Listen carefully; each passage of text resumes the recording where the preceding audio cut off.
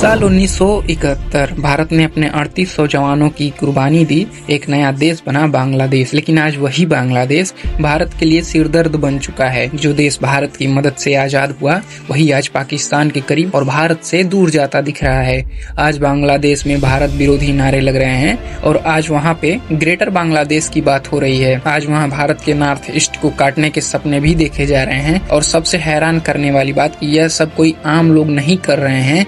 यहाँ एक narrative systematically फैलाया जा रहा है। लेकिन सवाल ये है कि आखिर बांग्लादेश में चल क्या रहा है और इससे भारत को क्या फर्क पड़ता है। बांग्लादेश जल रहा है, ये सच है या प्रोपेगेंडा? पिछले कुछ दिनों से आपने वीडियो देखे होंगे, मीडिया हाउस जलाए जा रहे हैं, पत्रकारों पर हमले हो रहे हैं, अल्पसंख्यकों के घर तोड़े जा रहे हैं। लेकिन जब आप सवाल पूछते हैं तो जवाब मिलता है कि यह सब फेक न्यूज है, भारत प्रोपेगेंडा फैला रहा है। अजीब बात है, पहले हिंसा से इनकार, फिर अगर हिंसा है भी तो पीड़ित को ही दोष दे देना।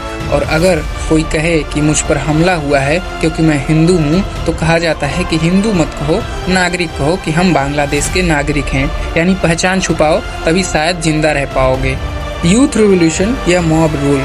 पिछले साल कहा गया शेख हसीना की सरकार गिर गई, यूथ रिवॉल्यूशन हुआ है। कुछ भारतीय यूट्यूबर्स तक ने इसे सेलिब्रेट किया। लेकिन आज उसी रिवॉल्यूशन का असली चेहरा दिख रहा है। सरकार नाम की कोई चीज नहीं है, कानून व्यवस्था गायब है, भीड़ शासन कर रही है और इन सब चीजों में भारत को विलन बना दिया गया है। ग्रेटर बांग्लादेश मजाक या खतरा? आज सोशल मीडिया पर खुलेआम कहा जा रहा है नॉर्थ ईस्ट हमारा था, चिकन नेक काट देंगे और 7 बहनों को आजाद करेंगे। उनसे सवाल पूछिए कि क्या नॉर्थ ईस्ट का कोई भी राज्य बांग्लादेश में जाना चाहता है? जवाब है ऑब्वियस नहीं। लेकिन प्रोपेगेंडा फैक्ट्स नहीं देखता है। प्रोपेगेंडा सिर्फ गुस्सा बेचता है और यह गुस्सा सिर्फ इंटरनेट तक सीमित नहीं है।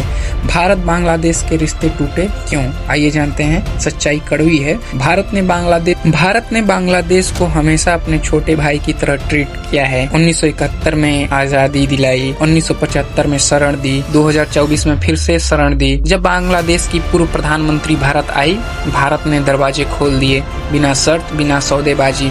लेकिन बांग्लादेश ने इसे हस्तक्षेप कह दिया। यही सबसे बड़ा ट्रिगर बना। असली गलती थी पानी। अब असली मुद्दे पर आते हैं। तीस्ता नदी 2011 में एक वाटर शेयरिंग डील तैयार था, लेकिन भारत की आंतरिक राजनीति ने आज तक लटकाया हुआ है 14 साल। इस डीले ने बांग्लादेश को रिसेंटमेंट दिया और चीन को एंट्री। आज वही रिवर प्रोजेक्ट भारत बांग्लादेश का नहीं बल्कि चीन का लेवरेज बन गया है। यह गलती किसी और की नहीं है, हमारी है। चीन की चाल, जहां मौका देखता है चीन वहां पहुंच जाता है। बांग्लादेश में अरबों डॉलर का निवेश, पोर्ट्स, इंफ्रास्ट्रक्चर, लोन्स, बिना स्टेबल गवर्नमेंट के भी पैसा बह रहा है। क्यों? क्योंकि बांग्लादेश भारत को घेरने के लिए चीन का एक अहम मोहरा है। भारत के लिए खतरा क्या है, आइए उस पे बात करते हैं। अगर बांग्लादेश अनस्टेबल रहता है तो इसमें बॉर्डर इन्फिल्ट्रेशन बढ़ेगा, एक्सट्रीमिज्म फैलेगा, नॉर्थ ईस्ट वेल्नरेबल होगा और चाइना स्ट्रेटेजिक एडवांटेज लेगा। और सबसे बड़ा, भारत को ईस्टर्न फ्रंट पर प्रेशर झेलना पड़ेगा। इन सब का समाधान क्या है? Number 1, alternative connectivity. North east को जोड़ने के लिए सिर्फ सिलीगुड़ी कॉरिडोर पर निर्भर रहना स्ट्रेटेजिक स्टूपिडिटी है। अल्टरनेटिव रूट समय की मांग है जिसे हमें अपनाना चाहिए। सेकेंड है इंटरनेशनल प्रेशर।